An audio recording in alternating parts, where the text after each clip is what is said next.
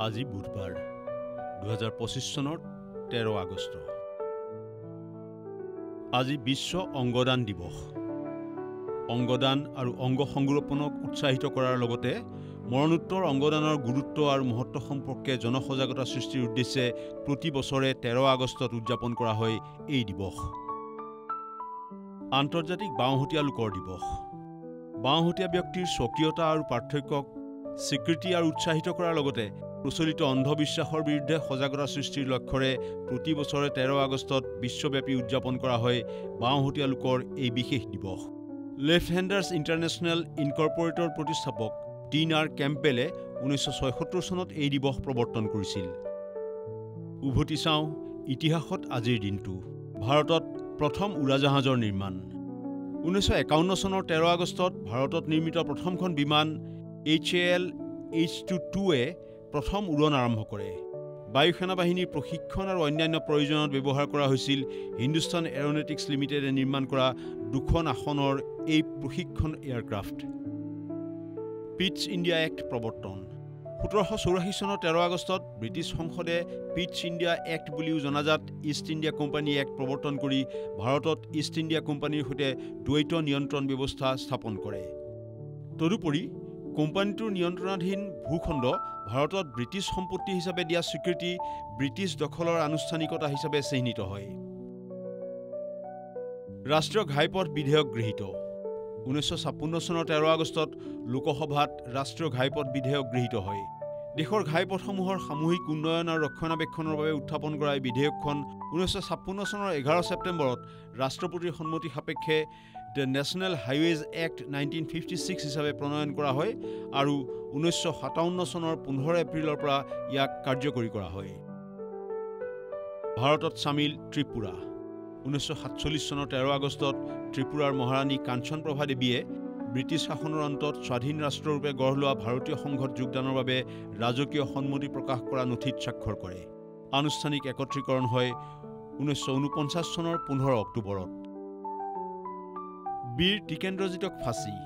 1891 চনৰ 13 আগষ্টৰ দিনটোতে মণিপুৰৰ কংলেইপাক ৰাজকোঁৱৰ বীৰ টিকেন্দ্ৰজিতক ইংৰাজৰ বিৰুদ্ধে বিদ্ৰোহ কৰাৰ অপৰাধত ৰাজহুৱাকৈ ফাঁচী দিয়ে।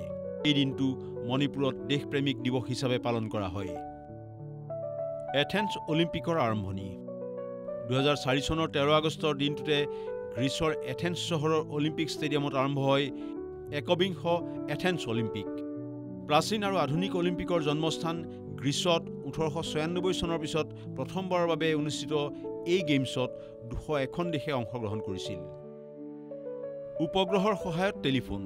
1960 চনৰ 13 আগষ্টত নাছাৰ কৃত্ৰিম উপগ্ৰহ ইকো-1ৰ জৰিয়তে প্ৰথম উভয়মুখী টেলিফোনিক কথোপকথন সংঘটিত হয়। টেক্সাছৰ ৰিচাৰ্ডছন আৰু আইঅ'ৱাৰ চিডাৰ ৰেপচিডৰ মাজত হোৱা এই কথা বতৰা বিশ্বৰ যোগাযোগ ব্যৱস্থাৰ বিকাশৰ এক উল্লেখযোগ্য পৰিঘটনা হিচাপে চিহ্নিত হয়। জন্ম আৰু মৃত্যু। আজি জন লগি বেয়াৰ্ডৰ জন্মদিন। 1888 চনৰ 13 আগষ্টত স্কটলেণ্ডৰ ডানবাৰ্টনশ্বায়াৰ হেলেন্সবাৰ্গত জন্ম হৈছিল টেলিভিছন আৰু ৰঙীন টেলিভিছন পিকচাৰ টিউবৰ উদ্ভাৱক স্কটিছ উদ্ভাৱক অভিযন্তাজনৰ। আলফ্ৰেড হিচককৰ জন্মদিন।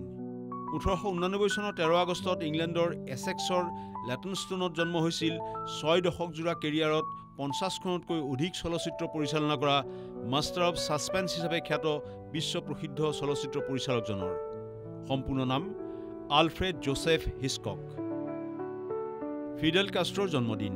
1926 চনৰ 13 আগষ্টত কিউবাৰ অৰিয়েণ্টে বিৰানত জন্ম হৈছিল কিউবাক একদলীয় কমিউনিষ্ট ৰাষ্ট্ৰত পৰিণত কৰা কিউবাৰ কমিউনিষ্ট দলৰ সচিব প্ৰধান আৰু দেশখনৰ প্ৰধানমন্ত্ৰী আৰু ৰাষ্ট্ৰপতি হিচাপে কাৰ্যনিৰ্বাহ কৰা মাৰ্কছ আৰু লেনিনবাদী বিদ্ৰোহী ৰাজনীতিবিদজনৰ সম্পূৰ্ণ নাম ফিডেল আলেজান্দ্ৰো কাষ্ট্ৰো ৰুজ।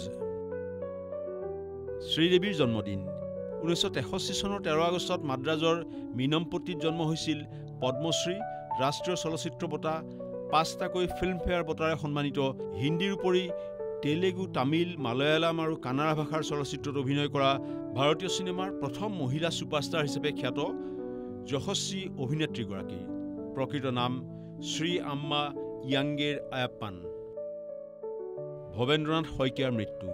2003 চনৰ 13 আগষ্টৰ দিনটোতে 71 বছৰ বয়সত এক পৰিশীলিত জীৱনবৃত্ত সম্পূৰ্ণ কৰি চিৰ বিদায় লয় পদ্মশ্ৰী শ্ৰীমন্ত শংকৰদেৱ বঁটা সাহিত্য একাডেমী আৰু অসম উপত্যকা সাহিত্য বঁটাৰে সন্মানিত মঞ্চ আৰু চলচ্চিত্ৰৰ মননশীল পৰিচালক, গল্পকাৰ আৰু নাট্যকাৰজনে। ফ্লৰেন্স নাইটিংগেলৰ মৃত্যু। 1910 চনৰ 13 আগষ্টত 90 বছৰ বয়সত লণ্ডনৰ মেফেয়াৰত মৃত্যু হৈছিল আধুনিক নাৰ্ছিঙক প্ৰশিক্ষিত সন্মানজনক বৃত্তিৰ ৰূপত প্ৰতিষ্ঠা কৰা বিখ্যাত ইংৰাজ শুশ্ৰূষাকাৰী সমাজসেৱীগৰাকীৰ। ইনফৰমেশ্যন ডেস্ক, দেশ টুডে।